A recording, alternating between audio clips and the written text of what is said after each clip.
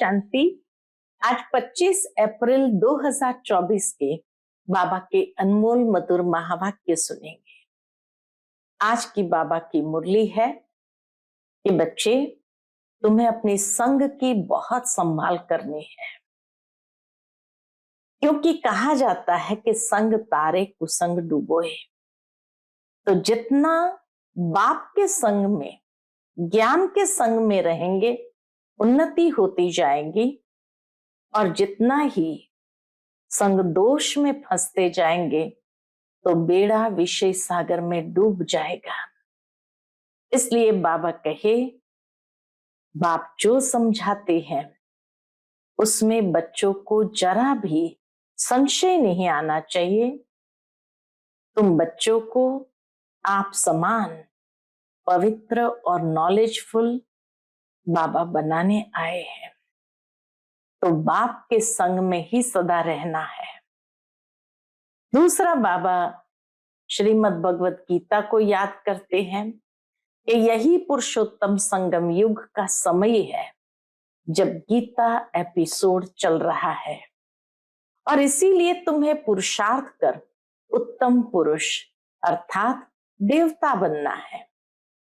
और उसके लिए बाबा कहे, काम महाशत्रु है, उस पर विजय प्राप्त करनी है। सुनते हैं आज के बाबा के अनमोल मधुर महावाक्य। ओम शांति। मीठे बच्चे, ये पुरुषोत्तम संगम युग गीता एपिसोड है। ये पुरुषोत्तम संगम युग ही गीता एपिसोड है। इसमें ही तुम्हें पुरुषार्थ कर उत्तम पुरुष अर्थात देवता बनना है। आज की मुरली से प्रश्न है, इस एक बात का सदा ध्यान रहे तो बेड़ा पार हो जाएगा। उत्तर, सदा ध्यान रहे कि हमें ईश्वरीय संग में रहना है तो भी बेड़ा पार हो जाएगा। अगर संग दोष में आए, संशय आया, तो बेड़ा विषय सागर में डूब जाएगा। बाप जो समझाते हैं उसमें बच्चों को जरा भी संशय नहीं आना चाहिए। बाप तुम बच्चों को आप समान पवित्र और नॉलेजफुल बनाने आए हैं। बाप के संग में ही रहना है। ओम शांति। भगवान वाच, बच्चे जानते हैं कि बाप वही राजयोग सिखला रहे हैं। कौन सा?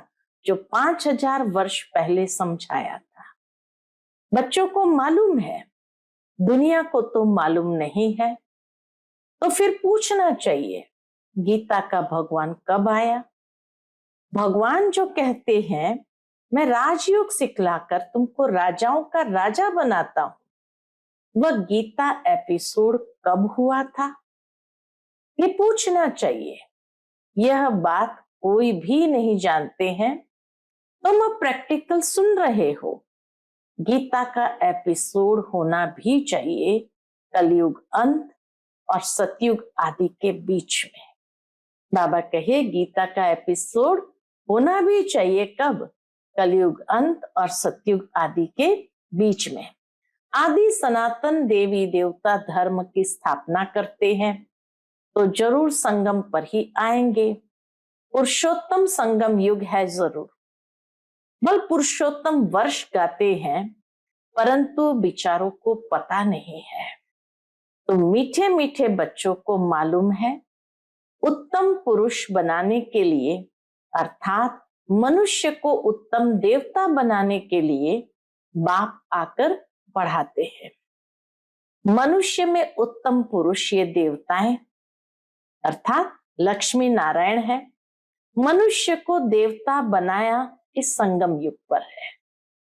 देवताएं जरूर सतयुग में ही होते हैं, बाकी सब है कलयुग में।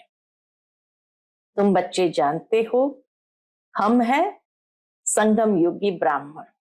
ये पक्का पक्का याद करना है कि हम है संगम युगी ब्राह्मण। नहीं तो अपना कुल कभी किसको भूलता नहीं है, परंतु यहां माया भुला देती है। बाबा कहे, इतने ऊंचे कुल के हैं, ब्राह्मण कुल के, फिर भी माया भुला देती है। हम ब्राह्मण कुल के हैं, फिर देवता कुल के बनते हैं। अगर यह याद रहे तो बहुत खुशी रहे। तुम पढ़ते हो राजयोग, समझाते हो, अब फिर भगवान गीता का ज्ञान सुना रहे हैं और भारत का प्राचीन योग भी सिखा रहे हैं। हम मनुष्य से देवता बन रहे हैं। बाप ने कहा है काम महाशत्रु है, इन पर जीत पाने से तुम जगत जीत बनते हो। पवित्रता की बात पर कितनी आर्ग्यू करते हैं। दुनिया में मनुष्य पवित्रता की बात को लेकर के ही कितना आर्ग्यूमेंट करते हैं।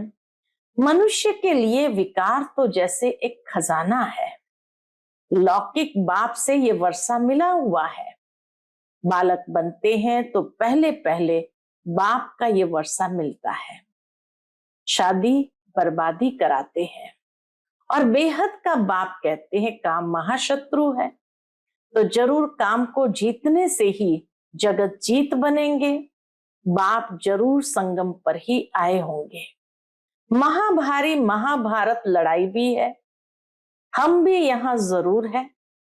ऐसे भी नहीं सब फट से काम पर जीत पाते हैं। हर बात में टाइम लगता है। मुख्य बात बच्चे यही लिखते हैं कि बाबा हम विषय वैतरणी नदी में गिर गए, तो जरूर कोई ऑर्डिनेंस है। बाप का फरमान है काम को जीतने से तुम जगत जीत बनेंगे। ऐसे नहीं जगत जीत बनकर फिर विकार में जाते होंगे। जगत जीत यह लक्ष्मी नारायण है। इनको कहा जाता है संपूर्ण निर्विकारी। देवताओं को सब निर्विकारी कहते हैं, जिसको तुम राम राज्य कहते हो। बाबा कहे राम राज्य माना ही सब निर्विकारी है। वहां देवताएं संपूर्ण निर्विकारी है।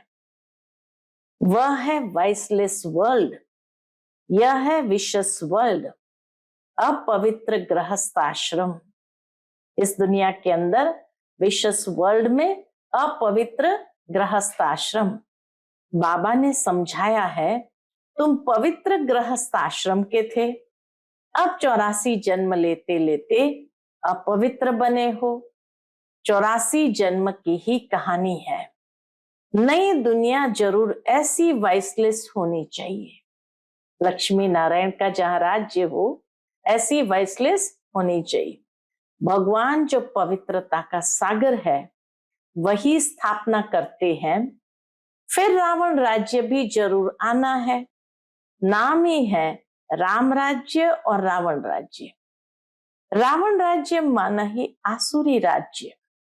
अभी तुम आसुरी राज्य में बैठे हो। यह लक्ष्मी नारायण है दैवी राज्य की निशानी। तुम बच्चे प्रभात फेरी आदि निकालते हो। प्रभात सवेरे को कहा जाता है। उस समय मनुष्य सोए रहते हैं, इसलिए देरी से निकालते हैं। प्रदर्शनी भी अच्छी तब हो जब वहां सेंटर भी हो, जहां आकर समझे कि काम महाशत्रु है, इन पर जीत पाने से जगत जीत बनेंगे। लक्ष्मी नारायण का चित्र साथ में जरूर होना चाहिए। ट्रांसलाइट का बाबा कहे लक्ष्मी नारायण का चित्र साथ में जरूर होना चाहिए, वह भी ट्रांसलाइट का। इनको कभी भूलना नहीं चाहिए। एक यह चित्र और सीढ़ी। ट्रक में जैसे देवियों को निकालते हैं, ऐसे तुम यह 2-3 ट्रक सजाकर इसमें मुख्य चित्र निकालते हो तो अच्छा लगता है। दिन प्रतिदिन चित्रों की वृद्धि भी होती जाती है। तुम्हारा ज्ञान वृद्धि को पाता रहता है। बच्चों की भी वृद्धि होती जाती है। उसमें गरीब शाहूकार सब आ जाते हैं। शिव बाबा का भंडारा भरता जाता है। जो भंडारा भरते हैं उनको वहां रिटर्न में कई गुना मिल जाता है। तब बाप कहते हैं, क्या कहते हैं? मीठे मीठे बच्चों, तुम हो पद्मा पदम पति बनने वाले, तुम हो पद्मा पदम पति बनने वाले, सो भी 21 जन्मों के लिए। बाबा खुद कहते हैं तुम जगत का मालिक बन जाएंगे 21 पीढ़ी। मैं खुद डायरेक्ट आया हूं, तुम्हारे लिए हथेली पर बहिश्त लाया हूं। जैसे बच्चा जब पैदा होता है तो बाप का वर्षा उनके हथेली पर ही है। बच्चा पैदा हुआ कि बाप का वर्षा उनकी हथेली पर ही है। बाप कहेंगे ये घर बार आदि सब कुछ तुम्हारा है। बेहद का बाप भी कहते हैं तुम जो मेरे बनते हो तो स्वर्ग की बादशाही तुम्हारे लिए है 21 पीढ़ी, क्योंकि तुम काल पर जीत पा लेते हो। जो स्वर्ग की बादशाही बेहद का बाबा हमें देते हैं, बाबा कहे वह भी 21 पीढ़ी। क्यों? क्योंकि तुम काल पर जीत पा लेते हो, इसलिए बाप को महाकाल कहते हैं। काल पर जीत पा लिया। हाँ, एक तो काल मृत्यु को कहा जाता, दूसरा काल समय को कहा जाता, और तीसरा महाकाल परमेश्वर पर। तो तीनों पर हमारी विजय हो जाती। तो बाबा कहे इसलिए बाप को महाकाल कहते हैं। तो महाकाल के दिल को जीतने वाले तो यही कहेंगे काल को जीत लिया। महाकाल कोई मारने वाला नहीं, उनकी तो महिमा की जाती है। समझते हैं भगवान ने यमदूत भेज मंगा लिया, ऐसी कोई बात है नहीं। यह सब है भक्ति मार्ग की बातें। बाप कहते मैं कालों का काल हूं। पहाड़ी लोग महाकाल को भी बहुत मानते हैं। महाकाल के मंदिर भी है, ऐसे झंडियां लगा देते हैं। तो बाप बैठ बच्चों को समझाते हैं, यह भी समझते हो कि राइट बात है। बाप को याद करने से ही जन्म जन्मांतर के विकर्म भस्म होते हैं, तो उसका प्रचार करना चाहिए। कुंभ के मेले आदि बहुत लगते हैं। बाबा कहे कुंभ के मेले आदि बहुत लगते हैं। स्नान करने का भी बहुत महत्व बताया है। अब तुम बच्चों को यह ज्ञान अमृत 5000 वर्ष के बाद मिलता है। वास्तव में इसका अमृत नाम है नहीं, यह तो पढ़ाई है। ज्ञान को अमृत कहा जाता तो पढ़ाई की बात है। यह सब है भक्ति मार्ग के नाम। अमृत नाम सुनकर चित्रों में पानी दिखाया है। बाप कहते मैं तुमको राजयोग सिखलाता हूं। पढ़ाई से ही उच्च पद मिलता है, सो भी मैं पढ़ाता हूं। भगवान का कोई ऐसा सजा हुआ रूप तो है नहीं, ये तो बाप इसमें आकर पढ़ाते हैं। पढ़ाकर आत्माओं को आप समान बनाते हैं। खुद लक्ष्मी नारायण थोड़ी है जो आप समान बनाएंगे। आत्मा पढ़ती है, उनको आप समान नॉलेजफुल बनाते हैं, ऐसे नहीं भगवान भगवती बनाते हैं। उन्होंने श्री कृष्ण को दिखाया है, वह कैसे पढ़ाएंगे? सतयुग में पतित थोड़ी होते हैं, श्री कृष्ण तो होता ही है सतयुग में। फिर कभी भी श्री कृष्ण को तुम नहीं देखेंगे, सतयुग में ही देखेंगे, बाद में उसी नाम रूप फीचर्स में कभी नहीं देखेंगे। ड्रामा में हर एक के पुनर्जन्म का चित्र बिल्कुल न्यारा होता है। सब फीचर्स आदि बदल जाता है जैसे ही दूसरा जन्म होता है। तो कुदरत का ड्रामा है, बनी बनाई बन रही, अब कुछ बननी नाही। बाप भी कहते हैं तुम हूबहू उसी फीचर में, इसी कपड़े में कल्प कल्प तुम ही पढ़ते आएंगे। हूबहू रिपीट होता है ना। आत्मा एक शरीर छोड़ फिर दूसरा वही लेती है जो कल्प पहले लिया था। ड्रामा में कुछ फर्क नहीं पड़ सकता है। वह होती है हद की बातें, यह है बेहद की बातें, जो बेहद के बाप सिवाय कोई समझा नहीं सकते हैं। इसमें कोई संशय नहीं हो सकता है। निश्चय बुद्धि हो फिर कोई ना कोई संशय में आ जाते हैं। कैसे? संग लग जाता है, संग लग जाता है तो संशय बुद्धि बना देते हैं। ईश्वरीय संग चलता चले तो पार हो जाए, संग छोड़ा तो विषय सागर में डूब पड़ते हैं। बाबा कहे संग छोड़ा, बाबा का संग छोड़ा तो विषय सागर में डूब पड़ेंगे। एक तरफ है क्षीर सागर, दूसरे तरफ है विषय सागर। ज्ञान अमृत भी कहते हैं। बाप है ज्ञान सागर, उनकी महिमा भी है। जो उनकी महिमा है वह लक्ष्मी नारायण को नहीं दे सकते हैं। बाप है पवित्रता का सागर। भलव देवताएं सतयुग त्रेता में पवित्र है, परंतु सदैव के लिए तो नहीं रहते हैं, फिर भी आधा कल्प के बाद गिरते हैं। बाप कहते मैं आकर सबकी सदगति करता हूं, सदगति दाता में एक हूं। तुम सदगति में जाते हो, फिर ये बातें ही नहीं होती। अब तुम बच्चे सन्मुख बैठे हो, तुम भी शिव बाबा से पढ़कर टीचर बने हो। मुख्य प्रिंसिपल वह है, तुम आते भी उनके पास हो। कहते हैं हम शिव बाबा के पास आए हैं। अरे वह तो निराकार है। हाँ, वह आते हैं इनके तन में, इसलिए कहते हैं बाप दादा के पास जाते हैं। ये बाबा है उनका रथ, जिस पर उनकी सवारी है। उनको रथ, घोड़ा, अश्व भी कहते हैं। शिव बाबा की सवारी जिस पर है उनको रथ कहो, घोड़ा कहो, अश्व कहो, एक ही बात है। इस पर भी एक कथा है। कौन सी? दक्ष प्रजापिता ने यज्ञ रचा, कहानी लिख दी है, परंतु ऐसे तो है नहीं। शिव भगवान वाच, मैं तब आता हूं जब भारत में अति धर्म ग्लानि होती है। गीतावादी भल कहते हैं यदा यदा ही धर्मस्य, परंतु अर्थ नहीं समझते हैं। तुम्हारा ये बहुत छोटा झाड़ है, इनको तूफान भी लगते हैं। नया झाड़ है ना, फिर ये फाउंडेशन भी है।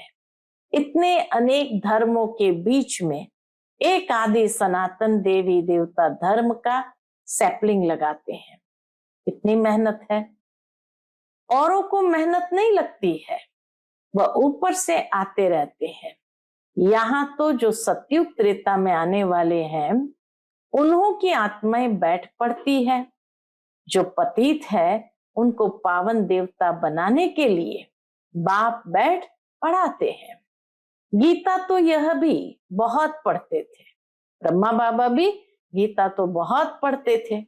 जैसे अब आत्माओं को याद कर दृष्टि दी जाती है तो पाप कट जाए। भक्ति मार्ग में फिर गीता के आगे जल रख बैठ पड़ते हैं। भक्ति मार्ग में बाबा ने क्या किया वो बताते हैं कि गीता के आगे जल रखकर बैठ पड़ते हैं। समझते हैं पितरों का उद्धार होगा, इसलिए पितरों को याद करते हैं। भक्ति में गीता का बहुत मान रखते हैं लोग। दुनिया के अंदर भक्ति में गीता का बहुत मान रखते थे। अरे बाबा कोई कम भक्त था? बाबा कोई कम भक्त था क्या? रामायण आदि सब पढ़ते थे, बहुत खुशी होती थी। वह सब पास्ट हो गया। ब्रह्मा बाबा अपना अनुभव सुनाते, गीता भी बहुत पढ़ी, रामायण आदि भी बहुत पढ़ते थे, बहुत खुशी होती थी। अब वह सब पास्ट हो गया। अब बाप कहते हैं बीती को चितवो नहीं, बुद्धि से सब निकाल दो। बाबा ने स्थापना, विनाश और राजधानी का साक्षात्कार कराया तो वह पक्का हो गया। यह सब खलास होना है, यह पता नहीं था। बाबा ने समझा ये सब होगा, देरी थोड़ी है, हम जाकर फलाना राजा बनूंगा। पता नहीं बाबा क्या क्या समझते रहते थे। साक्षात्कार जैसे जैसे बाबा को होता था तो समझते थे पता नहीं मैं जाकर राजा बनूंगा। तुम बच्चे जानते हो बाबा की प्रवेशता कैसे हुई। ये बातें मनुष्य नहीं जानते हैं।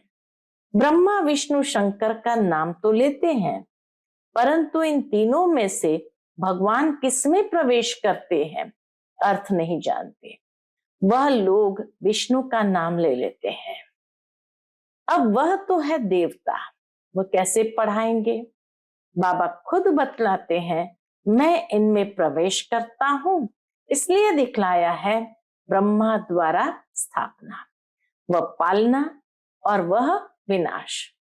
ब्रह्मा द्वारा स्थापना, विष्णु द्वारा पालना और शंकर द्वारा विनाश। ये बड़ी समझने की बातें हैं। भगवान वाच, मैं तुमको राजयोग सिखलाता हूं। वह भगवान कब आया जो राजयोग सिखलाया और राजाई पद दिलाया। यह अभी तुम समझते हो। 84 जन्म का राज भी समझाया है, पूज्य पुजारी का भी समझाया है, उसका राज भी बाबा ने समझाया है। विश्व में शांति का राज्य इन लक्ष्मी नारायण का था ना, जो सारी दुनिया चाहती है।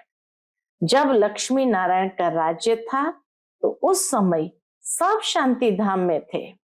अब हम श्रीमत पर ये कार्य कर रहे हैं, अनेक बार किया है और करते रहेंगे। यह भी जानते हैं फोटो में कोई निकलेगा, देवी देवता धर्म वाले को ही टच होगा।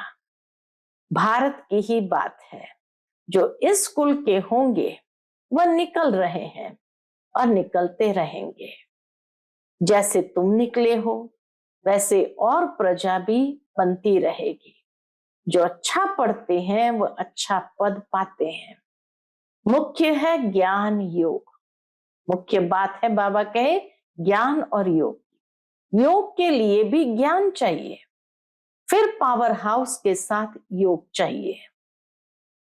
बिना ज्ञान के ध्यान नहीं, गीता के ये महावाक्य है। तो इसीलिए बाबा कहे योग के लिए भी ज्ञान चाहिए, फिर पावर हाउस के साथ योग चाहिए। योग से विकर्म विनाश होंगे और हेल्दी वेल्दी बनेंगे, पास विथ ऑनर भी बनेंगे, पास विथ ऑनर भी होंगे। अच्छा, मीठे मीठे सिके लदे बच्चों प्रति माता पिता बाप दादा का याद प्यार और गुड मॉर्निंग। रूहानी बाप की रूहानी बच्चों को नमस्ते। हम सभी रूहानी बच्चों की रूहानी माता पिता बाप दादा को याद प्यार, गुड मॉर्निंग और नमस्ते नमस्ते। शुक्रिया बाबा, शुक्रिया। आज की मुरली से धारणा के लिए मुख्य सार। पहली पॉइंट, जो बात बीत गई उसका चिंतन नहीं करना है। जो बात बीत गई उसका चिंतन नहीं करना है। अब तक जो कुछ पढ़ा उसे भूलना है, एक बाप से सुनना है और अपने ब्राह्मण कुल को सदा याद रखना है। दूसरी पॉइंट, पूरा निश्चय बुद्धि होकर रहना है, किसी भी बात में संशय नहीं उठाना है। ईश्वरीय संग और पढ़ाई कभी भी छोड़ना नहीं है। बाबा कहे ईश्वरीय संग और ये पढ़ाई कभी भी नहीं छोड़ना है। आज का बाप दादा का मधुर वरदान हम बच्चों के प्रति है, रूहानी माशुक की आकर्षण में आकर्षित हो मेहनत से मुक्त होने वाले रूहानी आशिक भव। रूहानी माशुक की आकर्षण में आकर्षित हो मेहनत से मुक्त होने वाले रूहानी आशिक भव। माशुक अपने खोए हुए आशिकों को देख खुश होते हैं। रूहानी आकर्षण से आकर्षित हो अपने सच्चे माशुक को जान लिया, पा लिया, यथार्थ ठिकाने पर पहुंच गए।